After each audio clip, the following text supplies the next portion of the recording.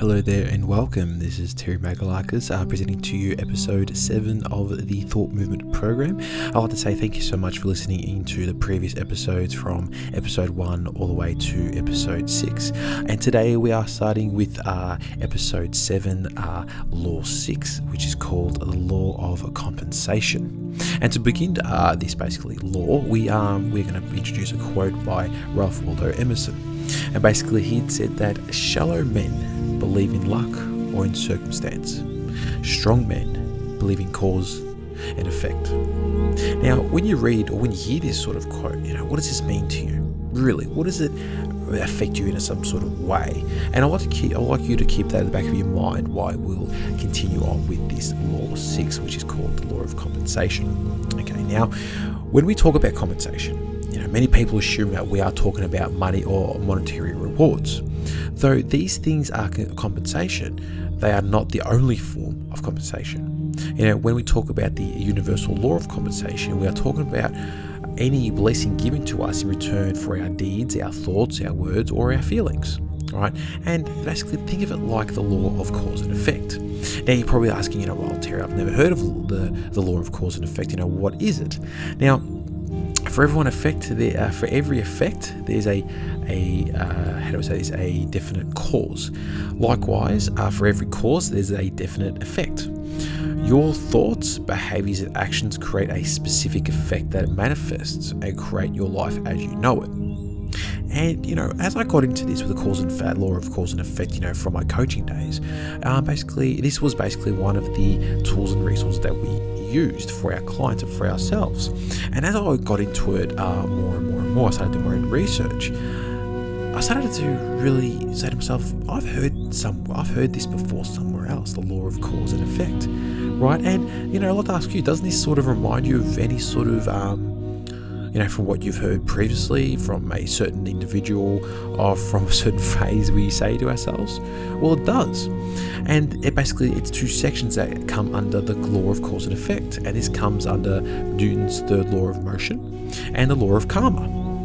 Now let's go with the Newton third law of motion. So what Newton found out, for every action there is an equal and opposite reaction. The statement means that in every interaction there is a pair of forces acting on the two interacting objects. The size of the forces on the first object equals the size of the force on the second object. Right? And the law of karma is the moral sphere teaches us that similar actions will lead to similar results or consequences. If we do a wholesome action, for instance, eventually we will get a wholesome result. And on the other end of the stick, if we do a unwholesome action, eventually we will get an unwholesome, painful result. Now, these compensations can come in a form of money, material possessions, friendships, relationships, experiences, and a wealth of other things. Right now, it all depends on what you expect to receive for any given deed or task you perform. So the thing I want you to understand about this law of compensation is that all things mentioned come to you at a proportion to the deeds you perform, the thoughts you have, the feelings you have, and also that which you put out into the universe. So in order for everything to come into your life according to your rightful deeds, you must change to make room for different and new things to come into your life. The law of laws, the law of compensation, relies on you to change in order for the law to deliver. Right? If you want to change but you're still doing the same over and over action, right, you're going to get the same results. But if you're saying to yourself, I'm going to change, I want to change, I want to say change, or I'm going to change, but you're not doing anything about it, expect the same result, right? Like I said, the law of compensation relies on you to change in order for the law to deliver. So for you to change, right, this is one of the hardest things a lot of people face each and every day, and it is change, right? It must first be started with the right adjustment of your thoughts, right? This is the first step of change, the right adjustment of your thoughts. This is the key to success when it comes to the law of compensation. As the law of increase states, right, this is a previous episode, right, we are all wanting to grow and strive in order to become better. With the law of compensation, it's the first initial thought that encourages you to change entirely for your whole life to change. And like I said to you before, it is step one. It is the only step that you need. It is the adjustment of everything. And this is you to become consciously aware of what is working and what is not working. And we will talk about a certain law that will definitely help you what is the difference between good and bad much later on. Now, going back to change, you must change the ideas you have on habitual patterns that are serving you, right? This is how you change, right? Now, for example, if you want more abundance and prosperity in your life and you have set ideas, rules, beliefs about abundance and prosperity that are negative, the question I want to ask you is, how are you ever expected to change?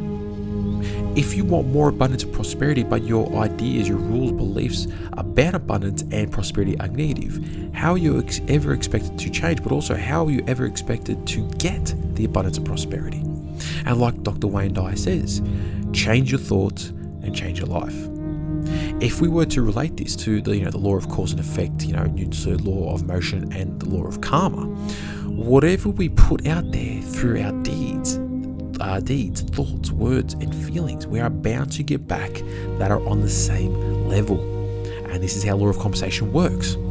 And it wants to work in your favor. The universe, life, everything you feel that is against you, it is absolutely not. That is only you, basically confirming to yourself that everything is against you. Nothing is against you. Everything wants to help you. The universe, your higher self, God, the laws, everything wants to help you. The law of receiving, like I said with the previous episode, with the circulating energy of giving that is exchanged for a certain expectation that we deserve, right?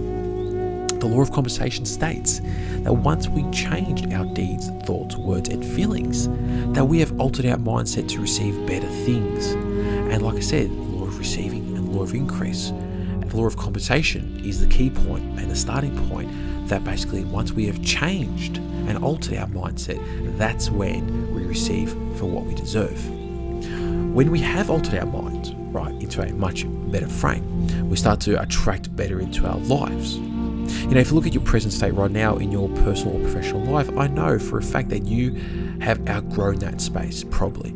You have outgrown yourself from how you have become to this point in time. And in order for you to move forward, you have to grow. That's the only way out. And once you start altering your mindset in the present space you are in now, then you bring something, to yourself that is far more superior. And Raymond Hollywell quoted this. He goes, "You cannot attract the better until you first become larger."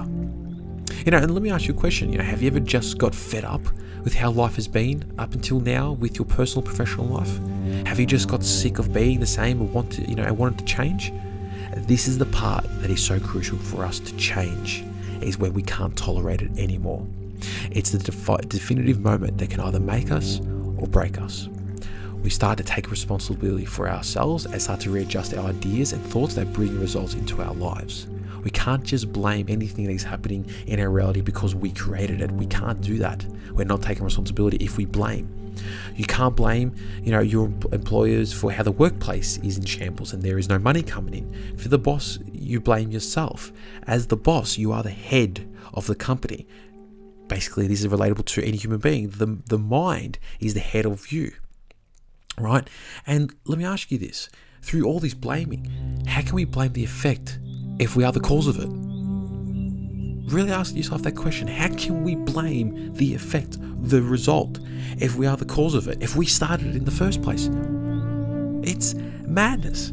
And a certain majority of people blame how life is unfair, that life owes them something.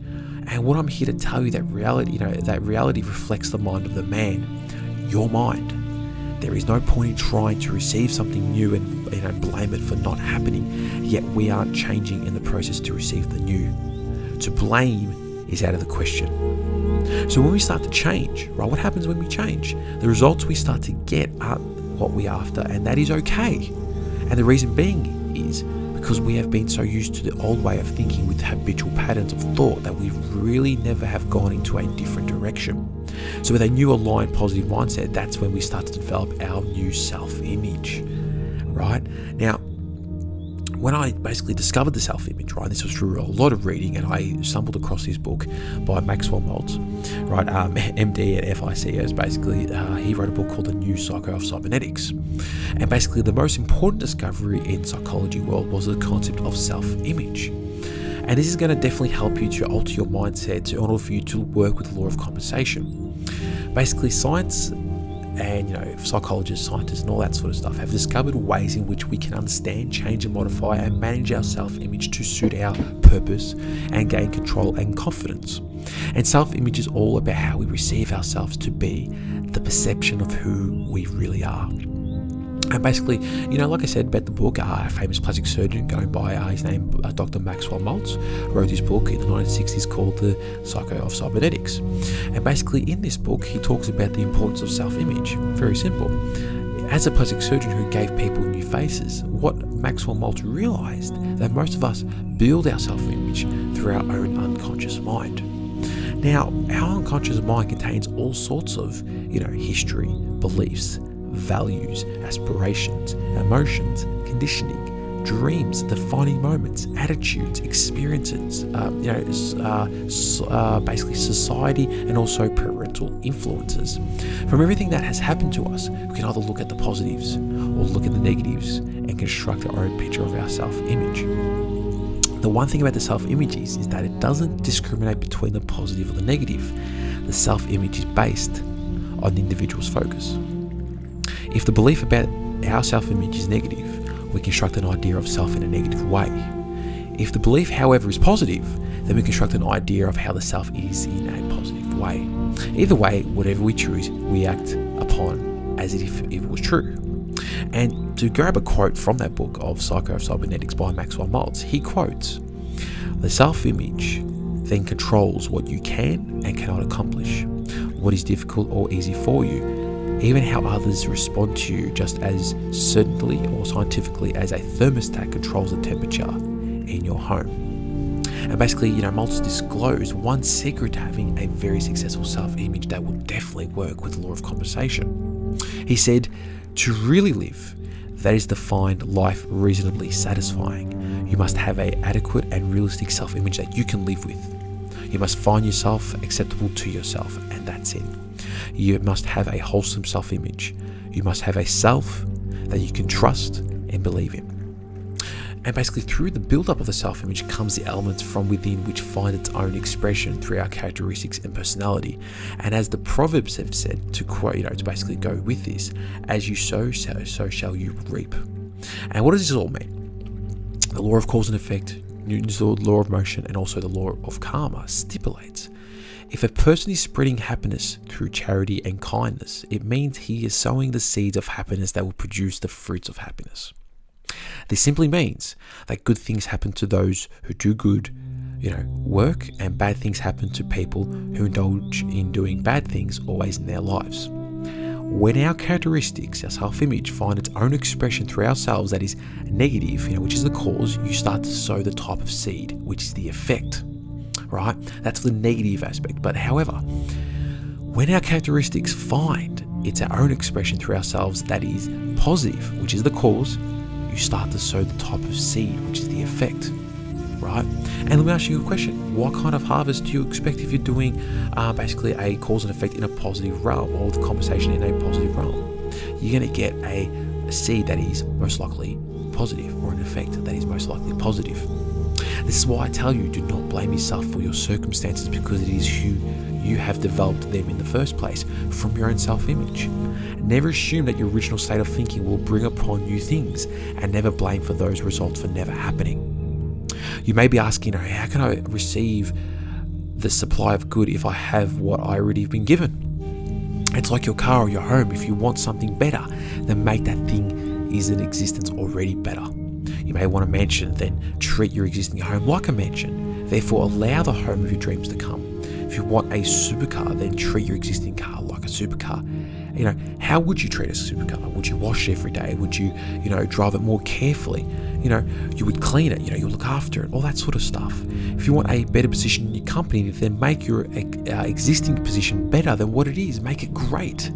If you're training yourself to look good with what you already have, If you condemn to criticize by bringing out the best in yourself and start to develop and discover the great possibilities out there. And this is the law of compensation working for you. And basically, with the self-image, where you alter your mind and a new mindset by looking every part of yourself and saying, I want to change this, you start taking control. And sure enough, like I said, cause and effect, Newton's law of motion, whatever happiness you put out there, like the Proverbs say, as you sow, so shall you reap.